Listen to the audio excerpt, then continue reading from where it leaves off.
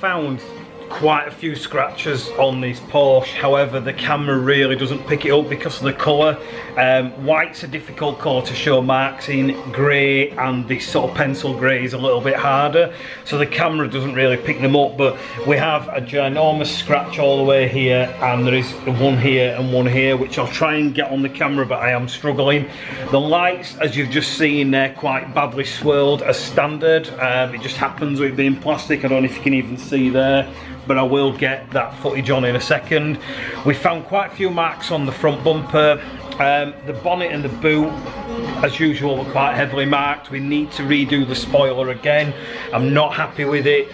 The curvature on that spoiler does make it very difficult to basically buff, because the way, if you look on here, these actually groove up and then groove out, and it does make it very, very difficult to get a really good finish.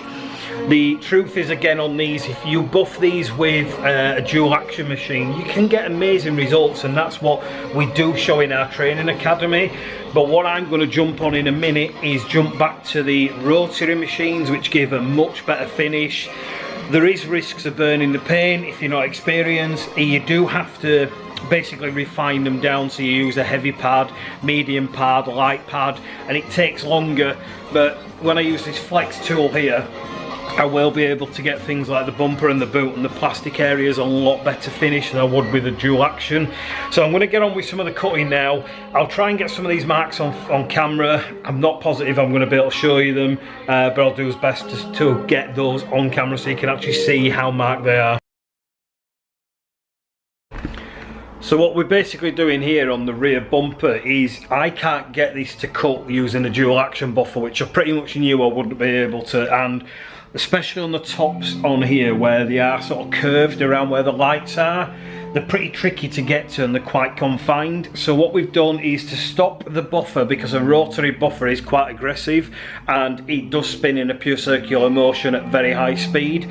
I'm going across here extremely carefully, making sure I don't get the edges and the lines of the bumper, because these are the bits here that basically burn. So when you see the actual buffer is flat here, this is the edge where it will burn, and it will burn in seconds if you don't get it right. So it's not about being neat with the masking tape. This is just to stop me catching anything at all on the light and putting any marks into that.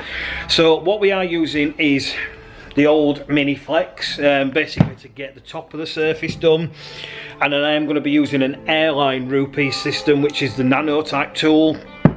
We do have a little pocket battery nano, but I find the airline one's a little bit better, and we're going to be skimming across the top of the lines on here, and I'm going to be skimming across the lines on here, and that is how we're going to get the bumper to be swirl free and all those marks out. Then we're going to be jumping onto the lights and doing the same process on the rear lights.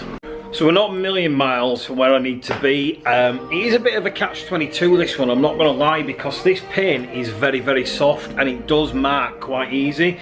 But I'm really struggling to get some of these deeper scratches out from it, especially on the plastics, which kind of, it's the opposite of what it should be. Obviously soft paint that marks easily generally buffs very easily. This is reacting and acting like quite a tough paint.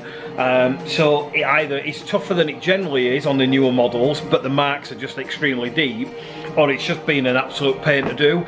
So I've pretty much got this mint, but the truth is I keep finding little bits and I'm not prepared to leave it until it is absolutely flawless. The rear bumper is something that you really always see in other people's headlights, see it in the rear, you know, obviously behind you, and I've just got to get this absolutely bang on. Now, this is the tricky bit now, because we're going to have to be using a small rupees tool to refine up here. I need to make sure I don't really hit any of the gloss when I do that and put any marring in. The spoiler needs quite a bit more work because of the way it's angled, and I've had to do it up and then down to make sure I get the right finish. The light clusters need to be finished, and then I'm literally onto this panel here and the doors. And we should actually have that fully finished by the end of today then, and then I can get on with the coatings. And I've still got to take the wheels off and get the wheels and calipers steam cleaned, but we're on track. It's just been a bit of a nightmare really to get it right.